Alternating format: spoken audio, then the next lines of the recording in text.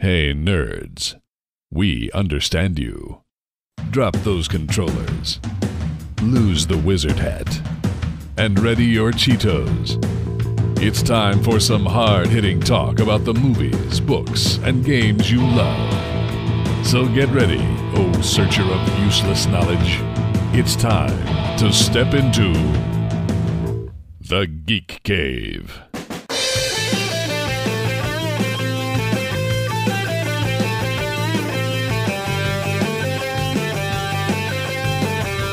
Now, broadcasting from a top secret and totally awesome hidden base, I'm Kent Harris, and here's Darren Wright, Justin White, and Chad Savage. And welcome to another edition of Just Jiggle the Cable, It'll Be Fine. Geek Cave Podcast Movies. I'm Darren. I'm Justin. I'm Chad. Clever intro here. We are brought to you by Shirtosaurus, digging up clothing from the past so you can look rad today with great t-shirt, sweater, and hoodie designs on everything geek chic. Whether you're a fan of old school gaming, anime, 80s cartoons, or you're just weird, find something for you at Shirtosaurus.com. Also brought to you by Gamefly with membership options for every budget, plus gifts for gamers of all ages. Gamefly has thousands of titles you can keep as long as you want. When you're done, just send it back with the postage-paid envelope for a new one. Or keep it forever. Pay a lot less than in-store prices. Sign up for a free 30-day trial right now using the link at geekcavepodcast.com. Newly redesigned several months ago. It's a good day to be a geek, guys. It is. Yeah. Yeah, good day. Woo! And, if we say it enough, it's going to be a thing. and for those of you who are listening when we're new next week, happy Valentine's Day. Yeah. Yeah. We want you to be our Valentine. We love you all. Mm-hmm. But unfortunately, I've been booked solid. I've had no social engagements that I've been able to answer to. Justin, have you been able to attend a soiree of some sort? I have. Please welcome to the stage, Miss Dolly Parton.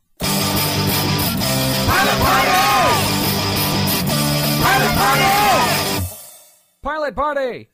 I thought we blew the budget last month with the Beatles. Yeah, I pulled some strings. Oh, a happy 77th, Dolly. Yeah. I pulled some strings. What It's can I say? America's angel. I mean, She is. Nothing better ever happened to her. No. Go ahead. No. Anyway, so I don't even know how to begin this cleverly, so I'm just going to launch right into it. I watched Ultraman 80. Oh. For those of you who don't know, it's a Japanese show from 1980. Here we go. Most of your pilot party are Japanese shows. This is live action Holy shit. from 1980. Oh, no. I'm sorry, I should have clarified. Strap in. Strap in. Strap in. All right, here we go. So anyway, welcome to Pilot Party, where I review an entire TV series based on the first episode. Why the first episode? That's a good question, and I'll get back to you.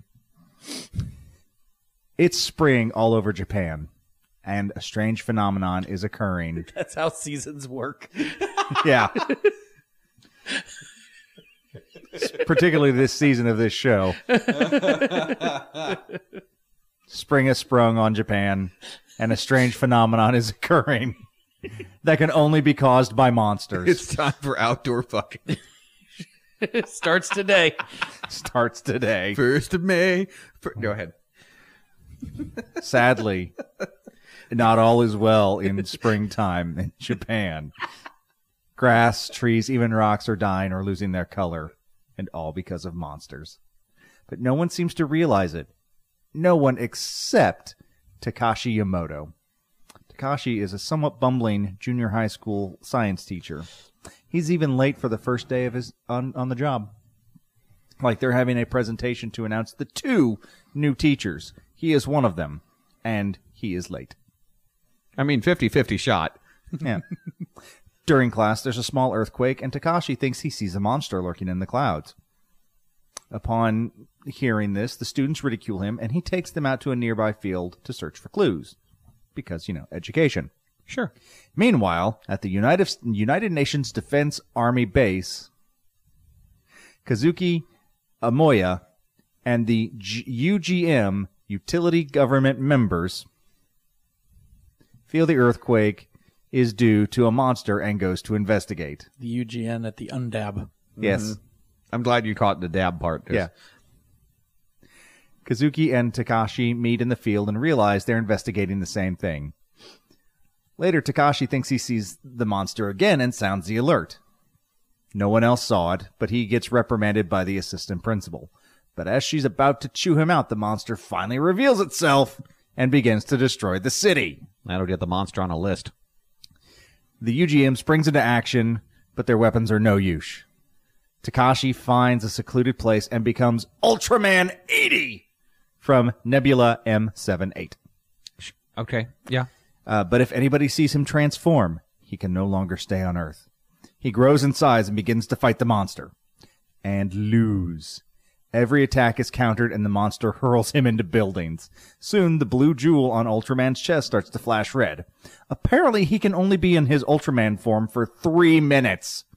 And he's already wasted 2 getting his butt handed to him. Using the last of his strength, he gets it together and saves the day. Because reasons. Okay. Later, the assistant principal continues to scold Takashi and says that he should be fired. But Kazuki has made a deal with the school, allowing him to work at the UGM part-time. Kazuki senses Takashi's talent for spotting monsters and wants to help. The show clearly has a budget worse than the original Power Rangers, and I loved every freaking second of it. Now, admittedly, I love bad monster movies. And this was right up my alley. But it's a Japanese show from 1980, so your mileage may vary. Now for my predictions. Takashi continues to balance working at school and the UGM and his secret identity. There's a few close calls, but he's never quite found out. That is, until he falls in love. For you see, Takashi talks in his sleep. At first, his new bride thinks he's just having weird dreams, and then she starts seeing a pattern of behavior. He's never around when Ultraman 80 is. Eventually, she figures it out. And what does she do? Nothing. Because she loves him and will keep his secret forever. Kind of touching, actually. I give it 4 out of 5 monsters that are clearly guys in rubber suits. And I think I saw a zipper in that one scene. The secret identity thing is startlingly similar to back in comics, Action Comics 1051. Okay. They gave Superman his secret identity back. Mm-hmm. Lex Luthor used Manchester Black, blah, blah, blah, blah, science. Yeah. If anyone finds out that Clark Kent is Superman besides his immediate family, they get an aneurysm and die. Okay. Except Perry. Because He Superman almost was, died. Right Superman was right there, and he whisked him to safety. So, when you were like, if anyone finds out, I'm like, oh my God, is DC ripping off Ultraman 80 right now? No, Ultraman just awesome. has to leave Earth. Okay, all right. Well, technically, that would be good for Superman, too, in this regard. Yeah, he would leave Earth. That way no one can... Yeah. Thank you, Justin. You're welcome. So, there are a lot of shows out there that live in the memories of TV land. Some of them are given new life, and some are relegated to the dustbins of history. This segment of the show asks you about one such forgotten piece of television history and asks, should we review it, should we reboot it, revive it, or refuse it? It's 1893. A famous U.S. Marshal is transporting the notorious John Bly and his gang to trial. Unfortunately, the Marshal is killed, leading to the escape of Bly and the gang. Such an injustice cannot go unanswered. And so the robber barons of the Westerfield Club hired a Harvard law graduate to apprehend the gang that killed Brisco County Sr. Who do they hire? Brisco County Jr. The Adventures of Brisco County Jr. lasted just a single season on Fox before its cancellation. It falls under the genre of weird Western. Think Jules Verne meets Wild Wild West. A lot of the plot centers around Brisco tracking down Bly and an artifact called the Orb that has the power to give supernatural abilities to those that use it. The show is full of anachronisms brought to us by Professor Wickwire, played by John Aston, and a whole host of other characters that round out the comedy.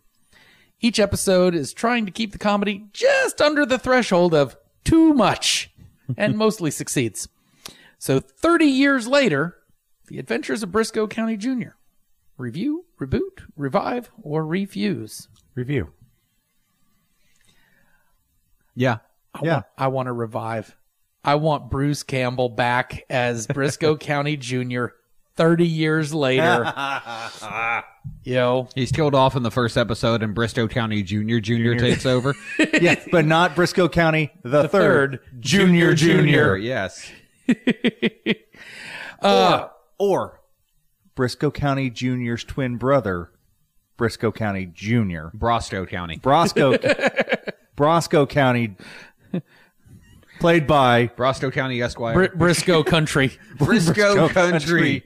Yeah, absolutely review this one. This was a fun one. All right. So I've got a show to describe you. Might be real, might be fake. Oh, good. No wonder Tom, an agoraphobic puzzle creator, has been having trouble coming up with new ideas. So one day, in typing up a game on his computer, he accidentally creates AI.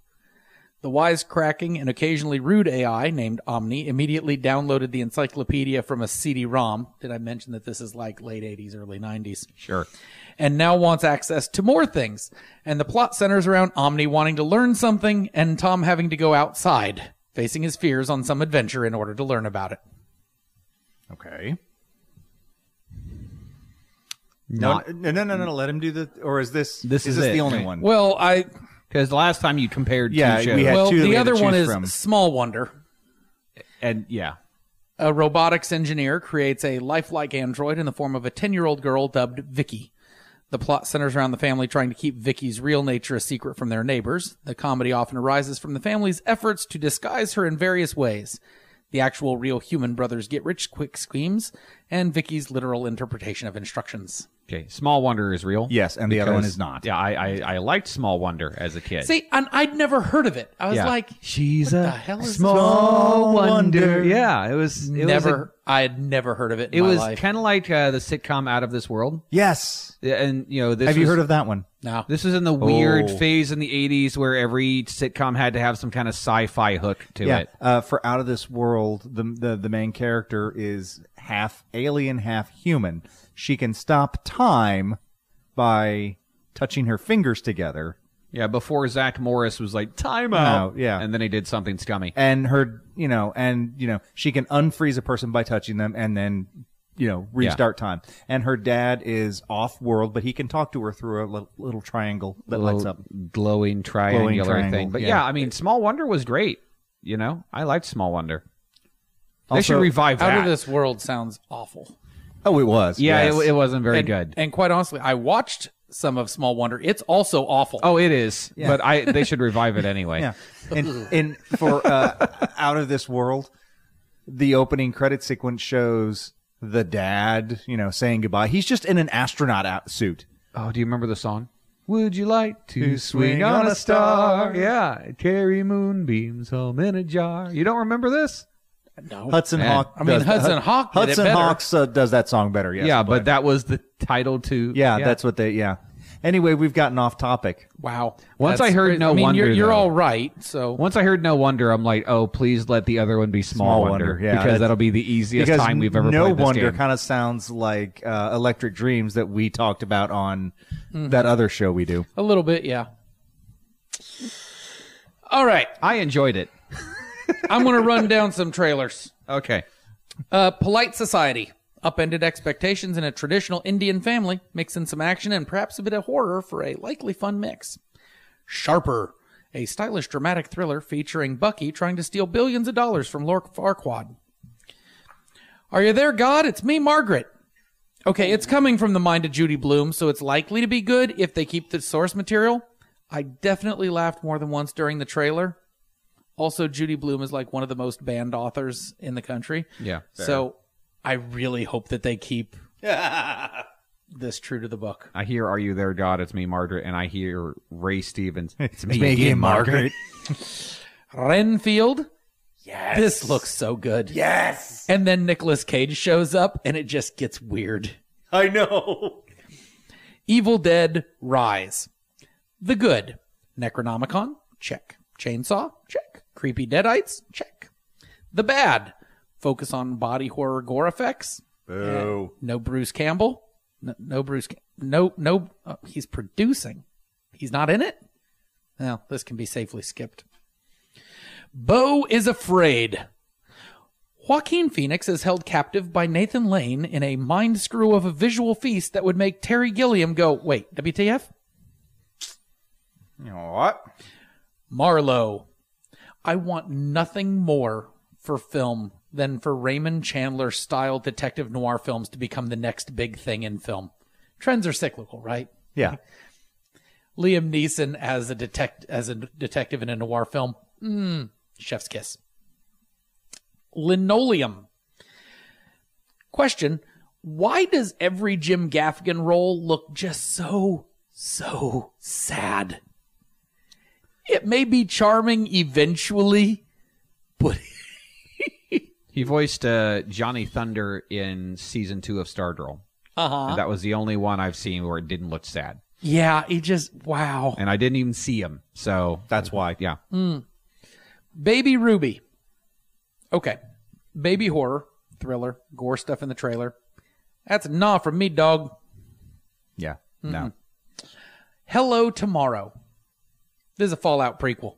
Yeah, it looks like I a Fallout don't care prequel. what it's actually about. TGC Liz got it right. This is a Fallout prequel. Just replace Moon with Vault. It's got a lot of the same vibes. Same retro, futuristic 50s Art Deco look to everything. Or Outer Worlds. Maybe. Yeah. Which is Fallout in space. Yeah. I really want it to just be Fallout, though. Yeah. Well, maybe we'll get another one eventually. Maybe. History of the World Part 2. Okay. Mel Brooks is involved. Yes. Mel Brooks introduces the trailer. Yes. It shows great promise. And I will remain convinced until proven otherwise that this would have been better as a 100-minute movie than as a series. Probably, Just yes. to keep the writing tight. I have this sneaky suspicion by episode 3, I'm going to be like, I don't care. And that hurts me. Yeah. Also, they should have called it History of the World Part 3. Yeah. Just because.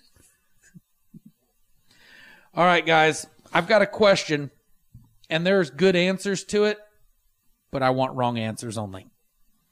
Henry Cavill was out as Superman. Then he was back in. Then he's back out again. But they're not going to stop making Superman movies. No. Who's taking on the red cape and outer worn underwear next? Rowan Atkinson. Ooh, nice. We're doing wrong answers, right? Yeah. Wrong okay. answers. I mean, Carrot Top. I mean, the obvious choice is Nicolas Cage in a Kingdom Come film version. I mean, he already has a suit. Michael Cera. I was going to go Andrew Garfield. I mean, he's not working for Sony anymore. Kirsten Dunst. Michael Caine. Michael Keaton. Complete the set. Yes. But I mean, really, when we get down to it, I want Darren Criss. He's the voice of Superman in the last few DCAU movies. Yeah. And his name's Darren, only spelt different. I want Darren to be Superman. Darren is Superman in my mind. See? Now we'd be able to see it in credits.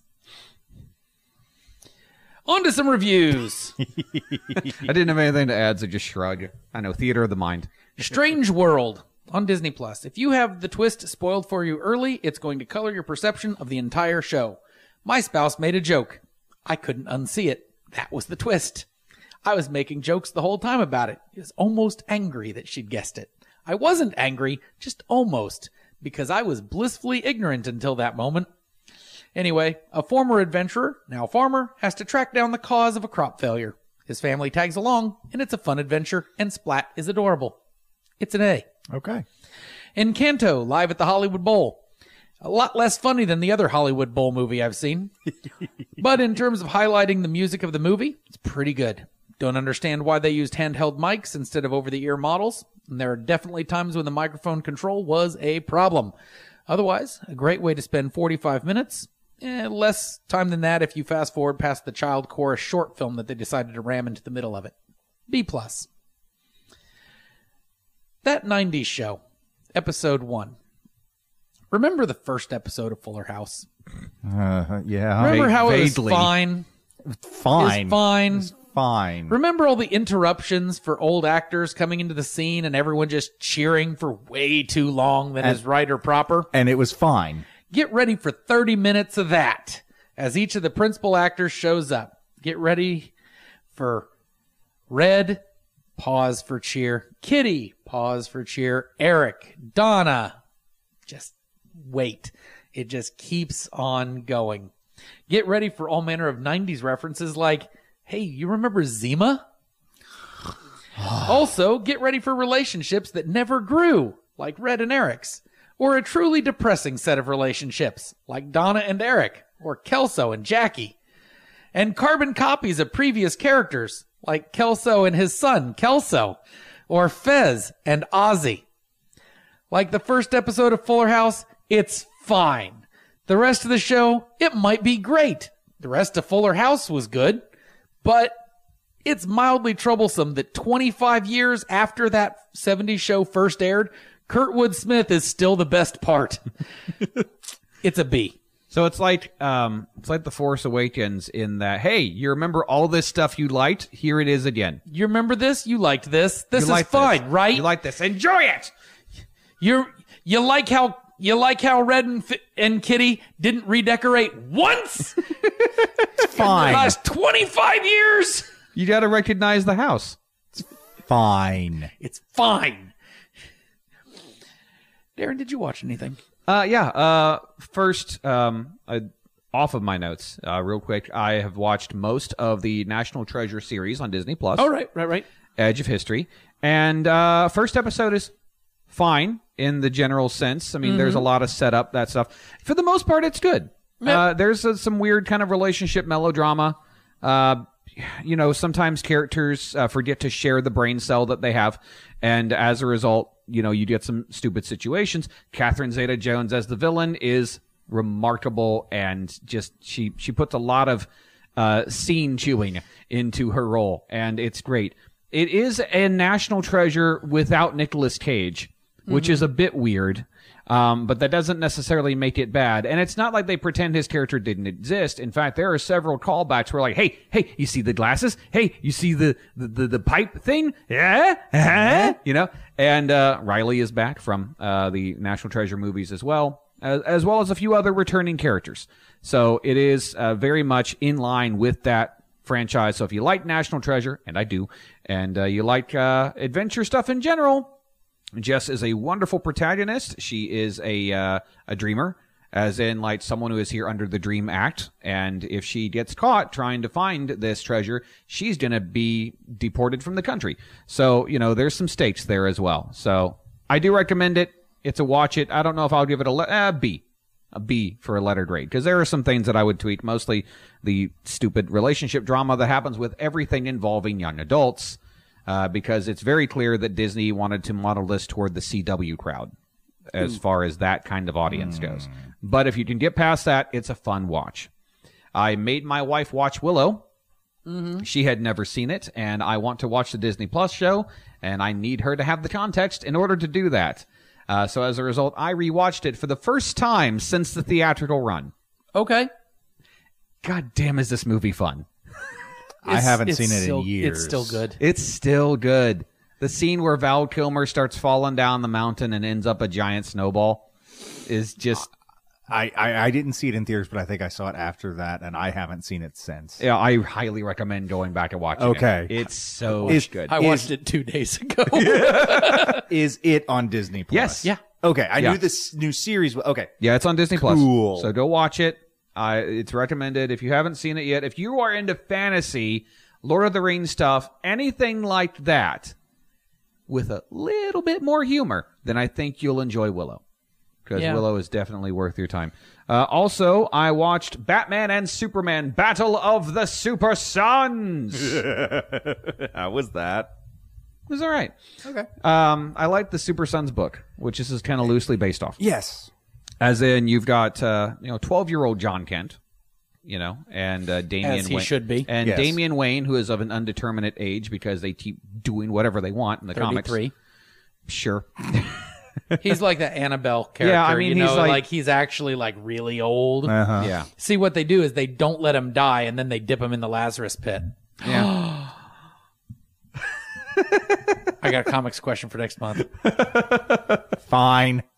Oh boy, I'm looking forward to that. It's fine. It's But- fine. But anyway, the movie features Superman having to tell John that he is Superman, because until this point, John has had a normal childhood until he, has a little bit of a breakdown because Clark is never home because of his work, and he runs off and inadvertently sets the grain silo on fire with his heat vision, which is a lot better than in the comics how he discovered his heat vision, which, if you don't remember, trigger warning for those of you who have small animals, Oh, yeah.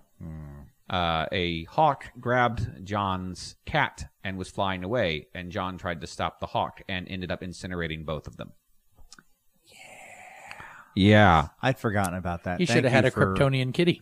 There's one running around. Yeah. I did a long box on that one. Yeah. But I should go back to the super animals. Anyway, Only if you can do something new and interesting with him. Cal, Clark, whatever, takes John on a little bit of a flight, a joy flight. So, my dad is Superman. He's like the second best superhero. Because John has a huge hero worship thing for Batman going on. They go to Gotham City. They watch Batman, beating up the Penguin and some thugs on a rooftop. John's like, shouldn't we step in and help? Oh, no. He gets upset when I do that. Yeah. I did see that clip. Yeah. They go back to the Batcave. Damian is a dick to John while they're scanning him to find out if he has any other powers. The answer is inconclusive. We don't know if he's going to develop any more. Yes, he will. He'll develop them all. Yeah, but by the time the movie... Well, not all. By the time the movie ends. Still not invulnerable. Well, it doesn't have to be while the movie ends. Yeah, but he'll eventually get all of them. Yes, he'll the Pokemon. He'll get all the set. But everything seems fine. And then there's a distress call from the Justice League. Batman and Superman have to take off. Turns out the Watchtower was falling to Earth. And what did you do, Flash? Just some kind of space debris hit it. At least they assume it was space debris. It's never just space debris. So let's jump forward a bit. Okay. Because that's what the movie does. And Damian's just hanging out at the back computer, and Batman is walking up quietly and then tries to stick a space jellyfish on him. It's Starro time. Yeah, it's there we go. Starro. The thing, usually in interpretations of Starro, the thing is already like, it's a starfish, and it's already like on their faces, right? Mm-hmm. But this version is clever, and so it hides and then only comes out through their mouth in what is must have been fun to record the audio for that. So it's a gold from Stargate SG-1? And it climbs onto their face. And yeah, the whole thing. Eventually, Damian has to try to rescue John from school. Doesn't quite beat up a bully that had attacked John. Does give him essentially a Vulcan nerve pinch that paralyzes him for a day, which is wonderful. Yeah. He deserves it. And he does it to him multiple times. Throughout the course of the movie, I should say, not all at once. This is 6 days in a row you can't move. Peach. No, he just shows up every 24 hours. The kid's toe starts to wiggle. There is a... Money. Damian's trying to get John to leave school. Lois shows up to hey, John, do you want to go eat some candy and have some ice cream? And John's like, oh yeah, my mom is definitely possessed now. They try to get to the Batwing to fly away. Starro Lois jumps on board and starts bashing on the cockpit. So what do? John heat visions her in the face, and she falls off into a pond where she coughs up what's left of the Starro and is now okay. Did I mention they were going 200 miles per hour when she hit the water? It's fine. It's soft. It's fine. It's water. Soft water. Yeah.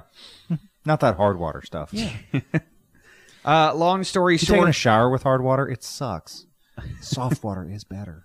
Long story short, the Super Sons go to the Watchtower where they have to take on some of the Titans, some of the Justice League, Superman and Batman. Find out that there is a giant version of Starro, a hive mind, if you will, that is about the size of the room that we are in right now. And they decide to knock the Watchtower satellite out of orbit to cause it to hit the atmosphere, and that'll burn the thing up because they don't like heat. Of course, they also resign themselves to their own deaths because we can't get off of the thing now. but it's okay. Superman recovers in enough time to catch the Watchtower, and the day is saved. And Jonathan gets a hit at his Little League baseball game, and Damian is there to once again knock out the bully. And the day is saved. Thanks to the Powerpuff Girls? Yeah. It's a fun movie. It's a kind of I don't want to say low stakes because the world is at stake, but also you can tell that it's going to be okay. Yeah. And nobody's going to get badly hurt except for Lex Luthor, who, this is great. Lex is the president of the United States in this movie. Lois goes to him for help after finding out about Starro. And he's like, so I was right. I was right all this time. You told me I was being paranoid, whatever. And then proceeds to reveal that he is, in fact, already a Starro. Lois pulls out a lighter and some hairspray and just sets him on fire then and there.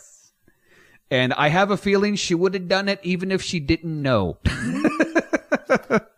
But yeah, just to be on the safe side. It's a solid B. It's a see it. Whether you rent it through GameFly, which is how I got it because they also rent out movies, or if you manage to pick it up because it's like $10 at the store right now. So definitely worth a watch. Cool. Justin, have you watched any movies? Not that I know of, no. Okay. Well, in that case, the last thing to do is yeah. And now it is time for Darren's Trivial Trivia. Okay, so how many of us here have seen Alien Resurrection? And? Okay, just Chad. Yeah. All right. Well, there is a scene in Alien Resurrection where Sigourney Weaver makes an behind the back half-court basketball shot, right? And we all know how that's been done before, like, movie magic, or they edit it. Now, she did that herself on the first try. Yeah. See, when the day came to shoot the scene, the director wanted to have the ball dropped in from above after capturing Weaver throwing it, rather than wait for her to sink the shot herself, saying, quote, it'll probably take you about 200 takes. Weaver insisted. She made the shot on the very first take. Thank you. Sigourney Mother Weaver. Sigourney Weaver, man. Oh, yeah. Oh, yeah. Queen of the Geeks. Oh, yeah. Well, in that case, Monsieur Kent. Oh, the lights are down low. The popcorn is hot. The drinks are cold. Settle in for the cinematic universe of Chad's Random Movie Review.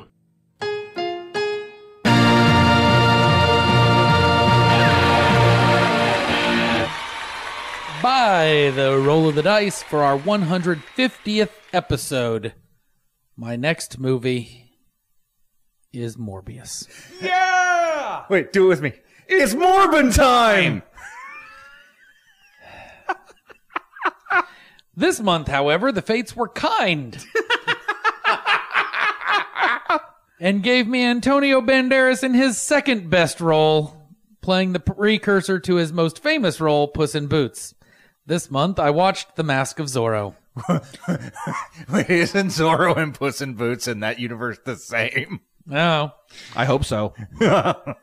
It's 1821, and Zorro has been a thorn in the side of the Spanish for a long time. So Don Rafael Montero, named for the strongest turtle, sets a trap for Zorro by staging the public execution of 3 random innocent peasants. Zorro stops the execution, and the trap is further foiled by 2 children, the Murrieta brothers, who push a statue onto a bevy of riflemen. Zorro thanks the boys by giving them a reward of a silver medallion. Despite his success, Zorro's alter ego, Don Diego de la Vega, is arrested that night. That same night sees his home burnt down, his wife shot in the back, and his daughter kidnapped to be raised by his mortal enemy. All in all, not a great night. Fast forward 20 years, and the Murrieta brothers are now bandits and con men. They're eventually found out and cornered, where the older brother, Joaquin, is captured by Captain Harrison Love, but instead of submitting to being captured, he commits suicide by shooting himself in the chest. Love then beheads the corpse to claim the bounty, and the silver medallion from Zorro is reclaimed by the other brother, Alejandro, later that night. Rafael returns to California after those 20 years with his adopted daughter, Elena, and a plan to use the gold from the land to buy California from Santa Anna. It's not terribly important. Just know that he needs gold. The return of his nemesis and his daughter motivates Diego de la Vega to escape from prison, to retrieve what's his and exact his vengeance. Sticking with me so far? 2 men, each wanting vengeance. Old Zorro on his old nemesis, soon to be new Zorro on the army captain for killing his brother. Yes. Old Zorro recognizes the silver medallion and offers to train Alejandro in the art of swordsmanship, etc., to better exact his revenge. And so begins the training montage, the swashbuckling, the horse riding, and the dancing, etc. It's at this point where the movie goes from a dramatic film with a few bits of comedy to a comedy adventure in the vein of the old Errol Flynn Robin Hood movies, where our dashing hero is fighting and smiling the whole time, with scenes of swinging from chandeliers, fighting 2 or 3 at once, and racing off on horseback to an exciting score. In the course of these events, Elena learns that Raphael's not her father. She has an erotic sword fight with the new Zorro, more on that later, and Raphael's plan to kill the peasants and slaves is revealed. In the end, the good folk win, the bad folk are thrown off a cliff or buried by a cartload of gold bars. This movie is coming in the last of the era of practical effects, like 1998, before they decided that they're going to CGI a lot of stuff. Yeah. So the explosion at the end of this movie is just mwah. Just absolute. Don't even watch all the movie if you don't dig it. Just watch the end with that explosion. So, The Good. Antonio Banderas and Anthony Hopkins are remarkable in their roles. Catherine Zeta-Jones is amazing, as always, this time in the role of Elena. As I said, the special effects, they're practical and polished, with only a couple of them looking like holdovers from the 1960s, but I think that's probably intentional. Very theatrical Princess Bridey, when you've got the one perfectly horizontal tree branch to be able to swing from. It's like, okay, you're doing that on purpose. Yeah. And you're showing me this on purpose. So, as to that erotic sword fight, okay, it's well done. It's well choreographed and so forth, but this is the one part of the film that simply didn't age well. It's not as bad as the flirty Affleck Daredevil fight. So be assured there at least. The problem is that through the fight, Elena is shown to be competent, maybe even an equal to Zorro in terms of the sword fighting. So when he eventually wins, and his victory plan is to use his sword to cut her clothes so that they fall off of her, it's a problem. The movie's PG-13, nothing's shown. It's the idea. Now, that being the case, that was my only problem with it. And this one is a solid swashbuckling Be Like Me. Because it's really good. I've seen it, yeah.